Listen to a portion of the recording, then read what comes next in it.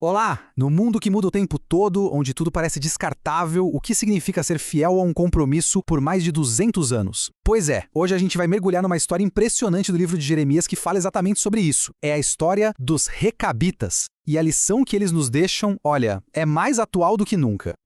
Fica aqui essa pergunta para a gente começar. Como é que a obediência a uma regra de família super antiga pôde se transformar numa lição tão poderosa sobre fé?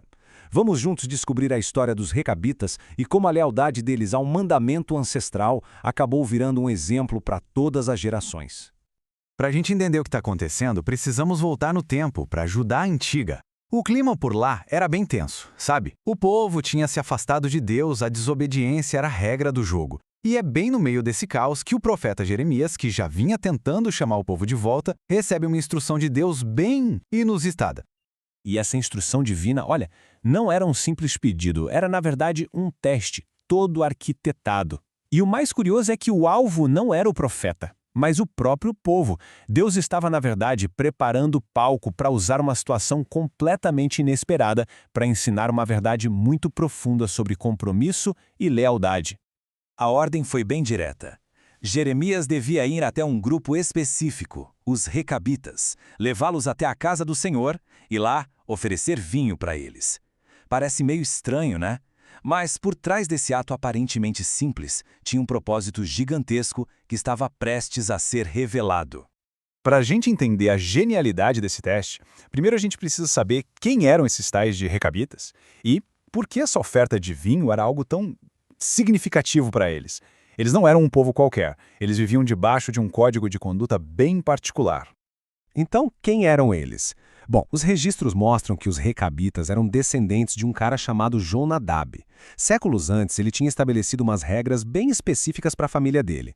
A ideia era manter um estilo de vida mais simples, sabe? Ficar longe da cultura ao redor, que ele considerava corrupta. E as regras que eles seguiam, gente, eram bem radicais para a época. Abstinência total de vinho, viver como nômades, em tendas, sem construir casa própria, nem ter plantações. Era um estilo de vida intencionalmente simples, pensado para se protegerem da idolatria e dos problemas morais que eles viam por toda parte. E o ponto mais importante aqui é o seguinte: isso não era uma exigência de Deus para todo mundo. Foi uma escolha pessoal do líder fundador deles. Era um compromisso que eles, como família, decidiram honrar geração após geração. Ok, então o cenário está montado. Jeremias vai lá, cumpre a ordem de Deus, ele reúne os Recabitas, leva eles para uma sala no templo, coloca umas taças de vinho na frente deles e diz: bebam o vinho. É exatamente aqui que a história chega no seu ponto alto. A resposta deles é, pá, imediata e firme. Eles se recusam. E o motivo não é preferência pessoal, mas sim lealdade. Lealdade é um mandamento do antecessor deles, Jonadab, que foi dado mais de 200 anos antes. É ou não é uma demonstração impressionante de fidelidade? E nesse exato momento, tudo faz sentido. O propósito de Deus fica claro como a luz do dia. A fidelidade dos Recabitas vira um espelho que reflete a infidelidade do povo de Judá. O teste, na verdade, nunca foi para os Recabitas, foi uma lição ao vivo e a cores para todo o resto. E o contraste era gritante. Vamos colocar lado a lado para a gente ver o tamanho da diferença. De um lado, os Recabitas, que honraram por mais de 200 anos as regras de um ancestral humano sobre coisas do dia a dia, como onde morar e o que beber. Do outro, o povo de Judá, que por séculos quebrava a aliança sagrada que tinha com o próprio Deus. A lição era clara e impossível de ignorar. Bom, e como em toda história na vida, toda escolha tem uma consequência, né? E aqui não foi diferente. Deus deixa bem claro qual seria o destino de cada um desses dois grupos, tudo baseado nas suas ações. Para os Recabitas, Deus faz uma promessa incrível. Por causa da fidelidade deles, a sua linhagem nunca deixaria de ter alguém que os servisse.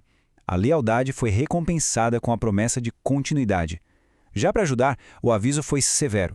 A rebelião contínua só podia levar a um caminho: o juízo e a calamidade. Mas essa história não para só na obediência.